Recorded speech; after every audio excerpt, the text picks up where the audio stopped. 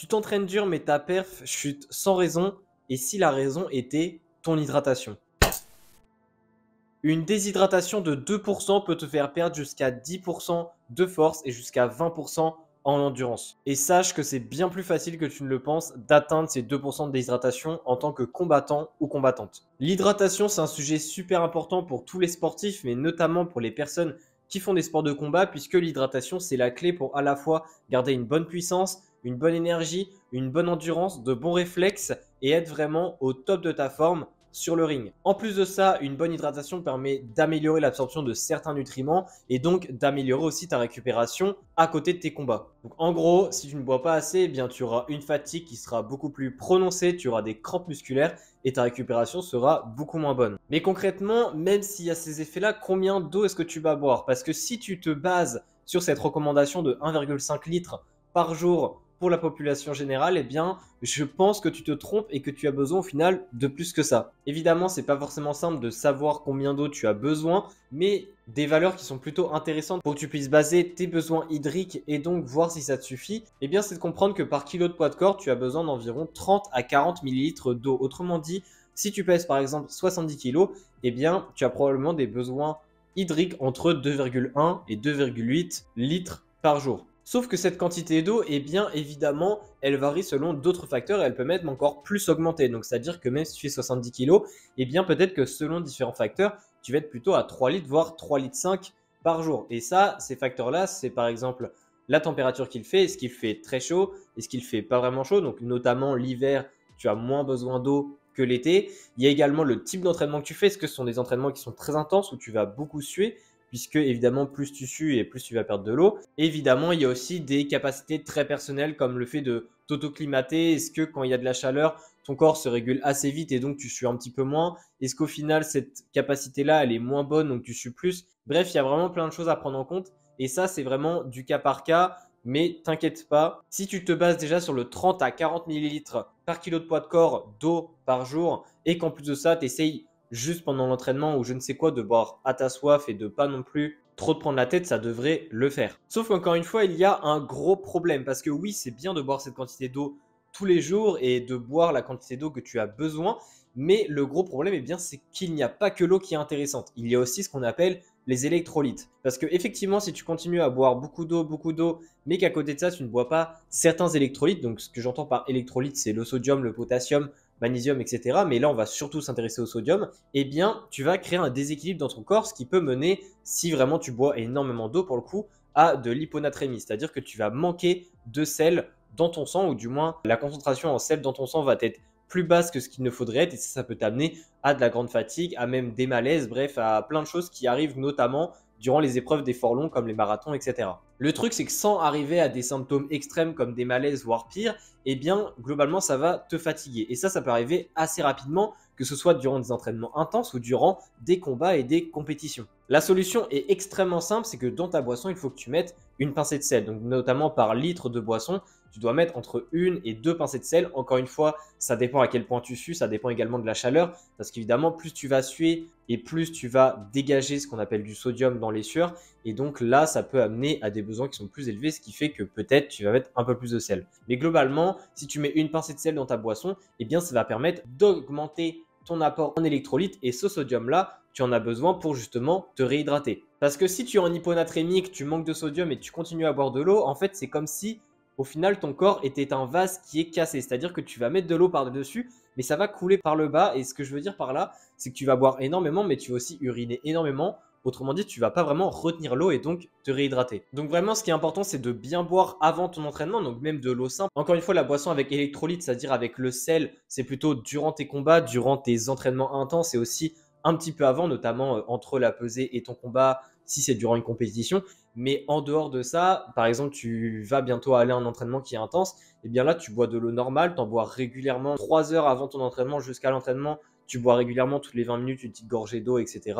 Comme ça, moi, tu te réhydrates bien et ça évite que tu arrives à l'entraînement déshydraté. Parce qu'encore une fois, comme je te l'ai dit au début de la vidéo, si tu arrives à l'entraînement déshydraté, eh bien, tu as déjà moins de performance et moins d'énergie alors que l'entraînement n'a même pas commencé. Donc là, ça commence très mal. Donc tu fais ça et puis ensuite, durant la séance, eh bien, si c'est une séance de plus de 60 minutes, ce qui est généralement le cas pour les cours de sport de combat, eh bien, peut-être qu'avoir une boisson avec des électrolytes serait plus intéressant pour justement éviter que tu te déshydrates encore plus durant ton entraînement ou même durant ta compétition. Et donc que ça impacte tes performances entre le début de ta séance et la fin de ta séance. Tu bois autant en fréquence que tu peux durant ton entraînement, parce que évidemment, ça dépend les types d'exercices que tu vas faire, si tu fais des sparring, combien de temps de récup tu as. Ça, c'est vraiment adapté selon le type de séance, mais en tout cas, tu essaies de boire assez régulièrement cette boisson-là durant ton entraînement pour vraiment que ça apporte progressivement des électrolytes à ton corps et aussi de l'eau, et donc que ça t'aide à rester hydraté au maximum. Autre chose très importante à faire, eh bien, c'est la réhydratation, parce que oui, je te parle de réhydratation durant l'entraînement, mais ce qui est super important, c'est de te réhydrater correctement après ta séance de sport. Parce qu'effectivement, si tu ne te réhydrates pas correctement, ça va beaucoup impacter ta récupération, comme je te l'ai dit au début de la vidéo. Il y a une façon très simple de faire ça, c'est de te peser avant ton entraînement, de te peser après ton entraînement et de comparer ton poids. Si globalement tu as perdu du poids pendant l'entraînement, c'est-à-dire que tu as perdu de l'eau malgré le fait que tu as bu aussi pendant l'entraînement. Donc ce qu'il faut que tu fasses, c'est de prendre en compte la quantité d'eau que tu vas boire durant cet entraînement et aussi de prendre en compte la différence de poids entre le début et la fin de l'entraînement. Si par exemple tu as bu 1,5 litre durant ta séance de sport et que entre le début et la fin, eh bien, tu as perdu 0,5 kg. Eh bien, ça veut dire que tu as perdu 500 ml d'eau malgré le fait que tu aies bu 1,5 litre. Autrement dit, ta perte d'eau totale avec la séance était de 2 litres. Ce qui veut dire qu'au final, tu n'as pas bu assez d'eau durant ta séance de sport et ça, c'est pas très grave, mais ça signifie que les 500 ml d'eau que tu as perdu durant ta séance de sport, tu vas devoir les récupérer durant la phase de récupération. La valeur généralement que je recommande, c'est de boire entre 1,2 à 1,5 fois le poids d'eau que tu as perdu durant ta séance. Donc autrement dit, dans cet exemple-là, eh bien, si on est à 500 ml d'eau de perdu, eh bien, tu vas devoir boire au moins 750, ou du moins je te conseille 750 ml d'eau après ta séance de sport. Alors pas d'un coup, hein, mais progressivement évidemment, pour que justement tu amènes suffisamment d'eau à ton corps et qu'il se réhydrate correctement. Encore une fois, ici, est-ce qu'il y a des électrolytes ou pas dans la boisson de récupération? Ça dépend. Si tu en as déjà pris pendant la séance, peut-être que ça peut le faire de prendre juste de l'eau. Mais si tu sens quand même que ça peut être intéressant, eh bien, tu peux le faire. Encore une fois, c'est du cas par cas. Je ne peux pas donner une réponse générale dans cette vidéo. Ça dépend vraiment de l'athlète, de déjà comment il sue, le type de séance également, combien est-ce qu'il a bu durant la séance, etc. Bref, plein de choses à prendre en compte. Dernier point, mais que je vais développer énormément dans d'autres vidéos. Ça, encore une fois, c'est plutôt une vidéo où je te donne un petit peu les bases sur l'hydratation en tant que combattant et combattante, combien est-ce que tu vas boire de manière globale, mais aussi autour de l'entraînement.